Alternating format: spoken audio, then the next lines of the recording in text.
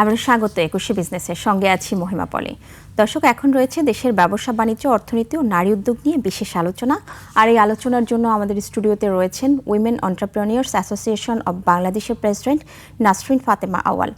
প্রিয় দর্শক, একুশে বিজনেসের এই অংশটি দেখবেন আলোক হেলথ কেয়ার অ্যান্ড হাসপাতালের সৌজন্যে, powered by national agri care group. আপনাকে স্বাগত আমাদের আজকের অনুষ্ঠানে। আপনাকে এবং এই একুশে টেলিভিশনকে আমি ধন্যবাদ জানাই আমাকে আজকে এখানে আমন্ত্রণ করার জন্য। আর আজকে বছরের পহেলা দিন, তো খুব আসলে এই বছরটা আমাদের একটু মিশ্রণ নিয়েই আমরা শুরু করছি। ভরাক্রান্ত মনেই আমি সবাইকে শুভেচ্ছা জানাই একুশে টেলিভিশন এবং যারা দেখছেন সবাইকেই women entrepreneur association of Bangladesh থেকে আমি শুভেচ্ছা জানাচ্ছি। জি, আপনি যে কথাটা আসলে বলছেন যে আসলে আমরা একটু ভারাক্রান্ত মনে আজকে নতুন বছরটা শুরু করছি, আমি প্রথমে আপনাকে নতুন বছরের শুভেচ্ছা জানাচ্ছি। কিন্তু আসলেই আমাদের পুরো জাতির আজকে ভারাক্রান্ত মন, যার হাত ধরে আসলে অর্থনৈতিক ভিত গড়ে উঠেছিল প্রথম, তো তাকে আমরা স্মরণ করেই আজকে আমাদের এই অনুষ্ঠান শুরু করতে চাই। তার কথা না বললেই নয়, বেগম খালেদা জিয়া, যাকে আমরা আপসহীন নেত্রী হিসেবে বলি। তো তার আত্মার মাগফিরাত কামনা করে আজকে আমরা আমাদের এই অনুষ্ঠান শুরু করতে চাই।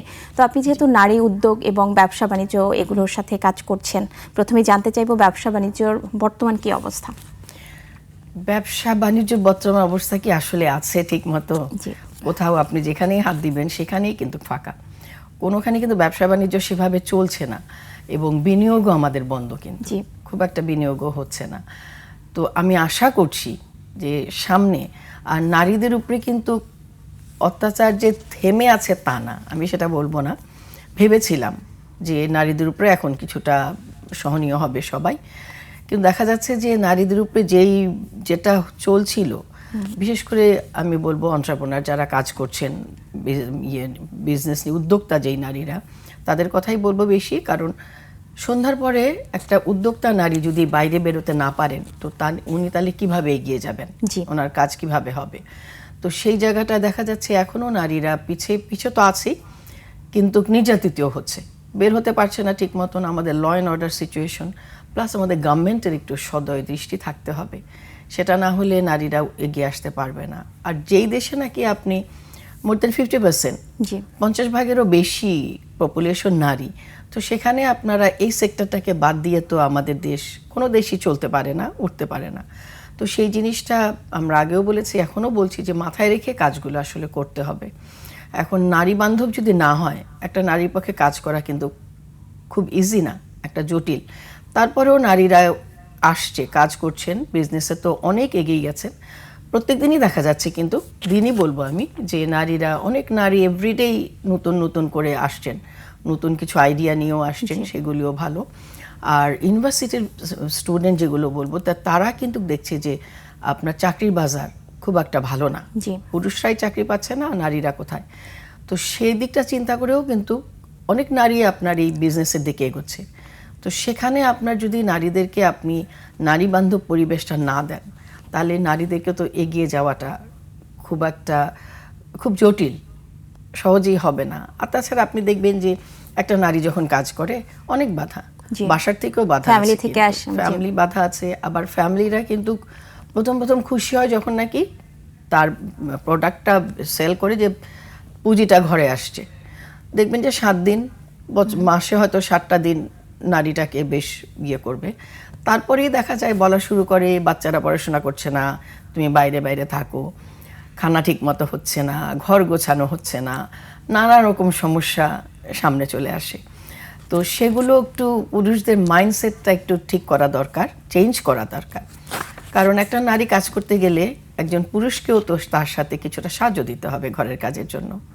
কিন্তু নারীরা কিন্তু এখনও দেখবেন, বাংলাদেশের নারীরা যতই কাজ করুক, চাকরি করুক, বিজনেস করুক, যেটাই করুক, আমি দেখেছি যে প্লেন চালায় যেই নারী, সেই নারীর কাছেও আমি শুনেছি যে এত কাজ করার পরেও কিন্তু বাসায় এসে সে রান্নাটাও করে, হ্যাঁ, ঘর গোছানো, কাপড় দেখা, ধোয়া হচ্ছে কিনা, বা হয় না বাচ্চাদের যত্ন, এগুলো কিন্তু এখনও নারীরা করে যাচ্ছে। তো সেই দিকটা আমার মনে হয় ফ্যামিলির একটু দেখা দরকার। আর ল অ্যান্ড অর্ডার সিচুয়েশনের কথা বললাম, যেটা নাকি অবশ্যই গভর্নমেন্টের এটা দেখতে হবে। আমি আশা করছি যে আমাদের সামনে যে গভর্নমেন্ট আসবেন, যে এই নারী সেক্টরটাকে নারী বান্ধব একটা পরিবেশ ওনারা দেবেন, যে নারীরা যেন কাজ করতে পারে, এগিয়ে আসতে পারে কাজে। আপনার আরো সমস্যা আছে, নারীরা কিন্তু আপনার জানে না যে তার প্রোডাক্টটা কোথায় বিক্রি করবে, যেহেতু তারা আউটলেট নিতে পারছে না, কারণ সব নারীর পক্ষে সম্ভব না আউটলেট নেওয়া।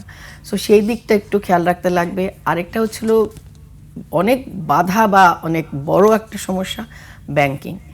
তারা লোনটা আজ পর্যন্ত আমি বলবো অনেক স্কিম অনেক কিছু করেছে সেন্ট্রাল ব্যাংক, তারপরেও নারীরা কেন এগোতে পারছে না বা লোন নিতে পারছে না ঠিক মতো।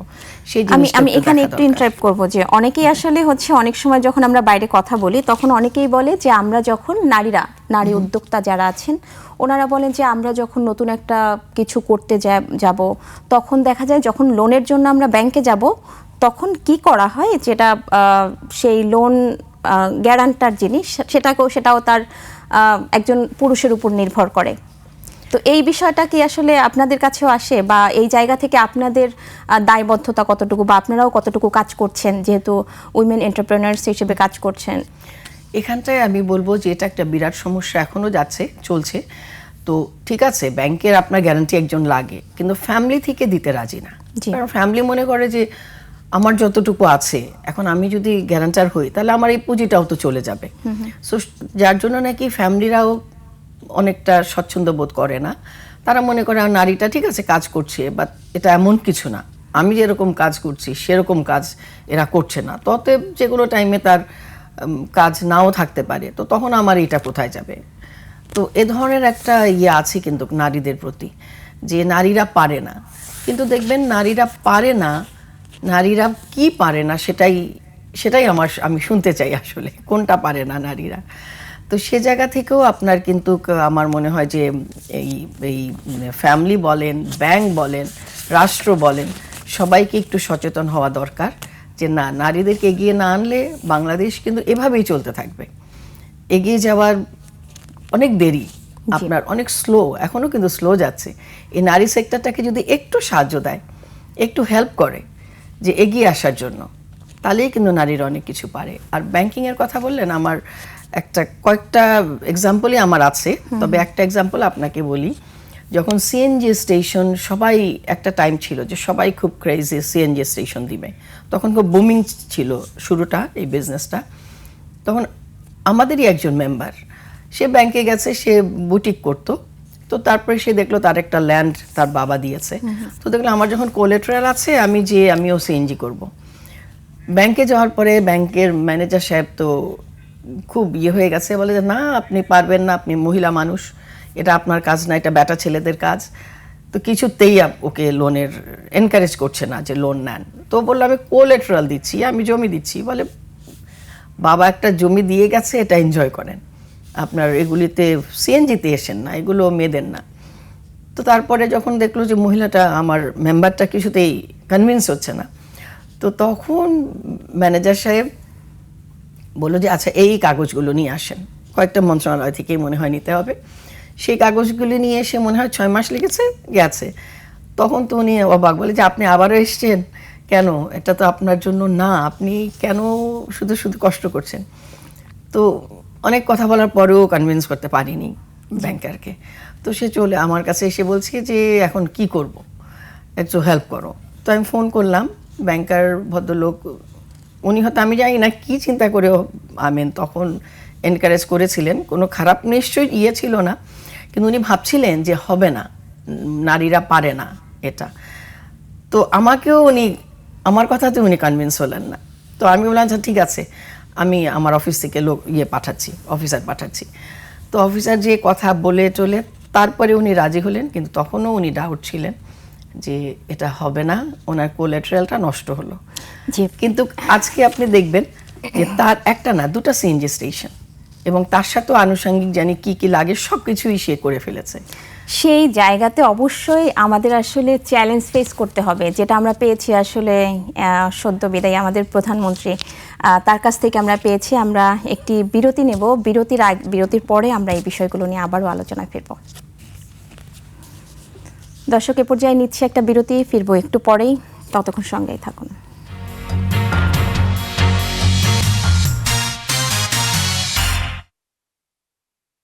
দর্শক, বিরতির আবারও স্বাগত। 21 বিজনেসের সঙ্গে আছি মহিমা পলি। বিরতির আগে দেশের ব্যবসা বাণিজ্য, অর্থনীতি ও নারী উদ্যোগ নিয়ে কথা বলছিলাম উইমেন এন্টারপ্রেনিউর্স অ্যাসোসিয়েশন অব বাংলাদেশের প্রেসিডেন্ট নাসরিন ফাতেমা আওয়ালের সঙ্গে। প্রিয় দর্শক, 21 বিজনেসের এই অংশটি দেখছেন আলোক হেলথ কেয়ার অ্যান্ড হাসপাতালের সৌজন্যে, powered by national agri care group. আমরা আবারও আলোচনায় ফিরছি। বিরতির আগে আপনি এক নারীর চ্যালেঞ্জ নিয়ে কথা বলছিলেন, কিন্তু সেই জায়গা থেকে আমি বলবো যে আসবো একটু এক মহিয়সী নারীকে নিয়ে, যার চ্যালেঞ্জ সদ্য নিজের স্বামীকে হারিয়ে রাজনীতিতে রাজনীতিতে যিনি পা রেখেছিলেন, 1983 সালে প্রথম রাজনীতিতে পা রেখেছিলেন এবং যার দলের হাল ধরেছিলেন, সেই নারীকে নিয়ে বলবো। তার উদাহরণ কিন্তু আজকে সারা বিশ্বে, শুধু বাংলাদেশে নয়, পুরো বিশ্বে কিন্তু তার উদাহরণ হিসেবে রয়ে গেছে। তো সেই নারী থেকে কিন্তু আমরা অনেক অনুপ্রেরণা পাই, আমরা যারা নারী আছি, যিনি গোটা বিশ্বের কাছে আজকে এক আপসহীন নেত্রী হিসেবে পরিচিত। তার বিষয়ে কি বলবেন আপনি? আসলে ওনার বিষয়ে বলতে গেলে সারা দিন পার হয়ে যাবে। সত্যি কথা বলতে কি, উনি আপনার এই ক্ষেত্রে, অর্থনীতির ক্ষেত্রে অনেক অবদান রেখেছেন। আপনি জানেন উনি যে ভ্যাট চালু করেছিলেন, সেটা ওনার হাত ধরেই হয়েছিল। তারপরে আপনার যে আমদানিটা কমিয়ে কিভাবে এটা করা যায়, সেটা কমিয়ে কিন্তু শুল্ক, ওই যে আপনার কর প্রথা বিলুপ্ত করা এবং শুল্ক বাধা কমিয়ে ব্যবসা বাণিজ্য উন্মুক্ত করা, সেটা উনি করেছেন। তারপরে আপনার যেমন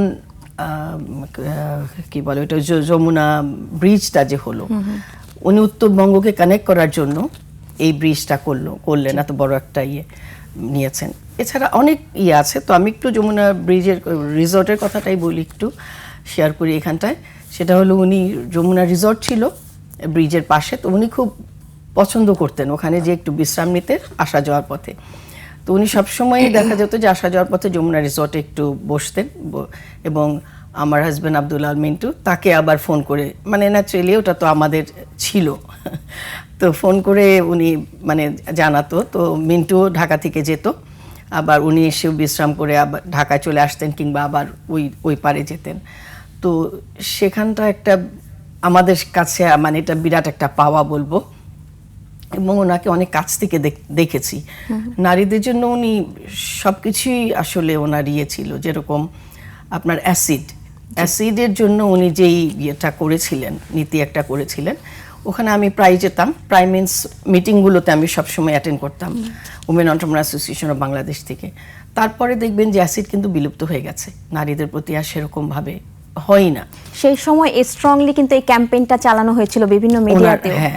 হ্যাঁ, ওনার হাত ধরেই কিন্তু এটা হয়েছে।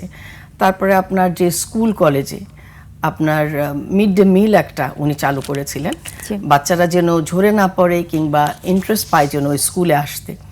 তারপরে ফ্রি এডুকেশন, সেটাও নারীদের জন্য উনি চালু করেছিলেন।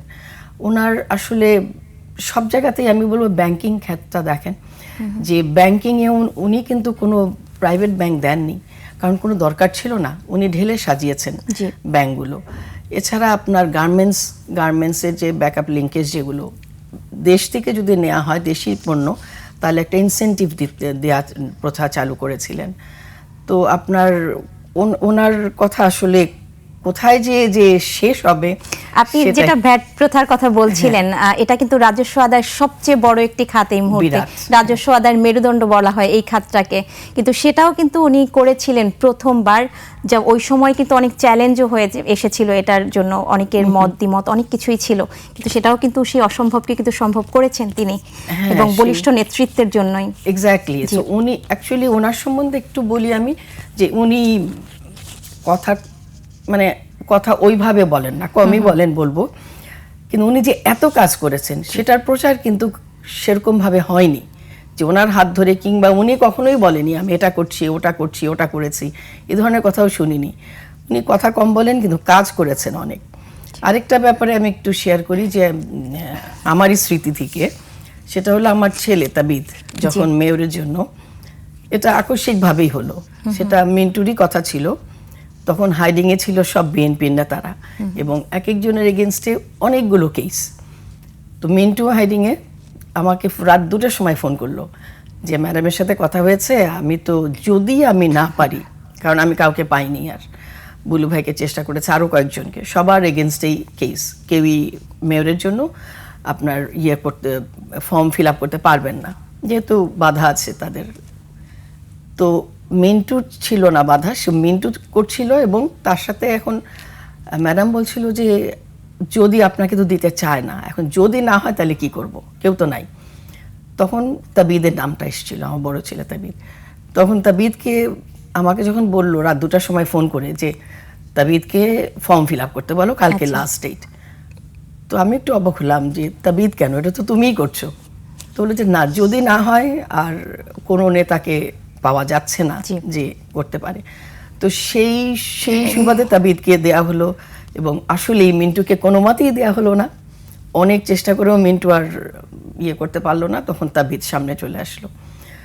তো যাই হোক, তো তাবিদের নামটা আসলো। উনি তাবিদকে নিয়ে অনেক, ওনারও আশা ছিল, স্বপ্ন ছিল যে তাবিদকে নিয়ে উনি পারবেন, যার জন্য নাকি উনি ক্যাম্পেইন করেছেন কিন্তু তাবিদের জন্য। উনি বাইরে বের হয়েছেন, ওনার গাড়ির বহরে আপনার অ্যাটাকও করা হয়েছে, অনেকেই আহত হয়েছেন ওইখানটায়। সেটাও কিন্তু একটা বিরাট চ্যালেঞ্জ উনি নিয়েছিলেন যে না, এটা উনি করবেন, এবং উনি যে সব জায়গায় ক্যাম্পেইন করতেন। তো এটা একটা বিরাট পাওয়া আমি বলবো আমার ফ্যামিলির জন্য। এটা জাস্ট একটু শেয়ার করলাম যেহেতু ওনার কথাটা আসলো। আর উনি সবসময় দেখতাম যে খুব একটা সবাইকে হেল্প করার জন্য কিন্তু ওনার চেষ্টা করতেন, যতটুকু আমি ওনাকে কাছ থেকে দেখেছি। খুব নম্র, ভদ্র, ডেফিনেটলি ভদ্রতা অবশ্যই। আরেকটা কথা না বললেই নয় যে এই যে আপনি কিছুক্ষণ আগেই বলছিলেন যে প্রচার বিমুখ মানুষ ছিলেন তিনি, এবং নারী শিক্ষার প্রসারে যার সবচেয়ে বেশি অবদান ছিল, এবং ওই সময় কিন্তু তিনি খাদ্যের বিনিময় শিক্ষা এই কর্মসূচিও চালু করেছিলেন। পরবর্তীতে তিনি শিক্ষা বৃত্তিও কিন্তু মেয়েদের জন্য বৃত্তির ব্যবস্থা করেছিলেন। এটা কিন্তু নিঃসন্দেহে একটা বড় সংস্কার, বড় অবদান ছিল আসলে আমাদের জাতির জন্য, যার ফল কিন্তু আজকে আমরা পাচ্ছি। অবশ্যই উনি যেখানে হাত দিয়েছেন, ভ্যাটেও আমরা ফল পাচ্ছি এখন। উনি আসলে যেখানে হাত দিয়েছেন বা করেছেন কাজগুলো, সেগুলো কিন্তু একটা এখন দৃশ্যমান, আমরা বুঝতে পারি যেটা, কিন্তু তখন কেউই সেরকম, উনি তো বলেনই নাই কখনো যে আমি এটা করছি, এবং সেরকম ভাবে উঠেও আসেনি যে উনি এত ভালো ভালো কাজগুলি যে দেশের জন্য করে গেছেন, এখন আমরা বলছি। কিন্তু আরেকটা বিষয় আমি বলবো যে গতকালকে যে তার যে বিদায় ছিল, আসলে গোটা জাতি যে শ্রদ্ধায় তাকে বিদায় জানিয়েছেন, আমার মনে হচ্ছে এটা আসলে তার কাজকে আর আলাদা করে বলার কিছু নাই।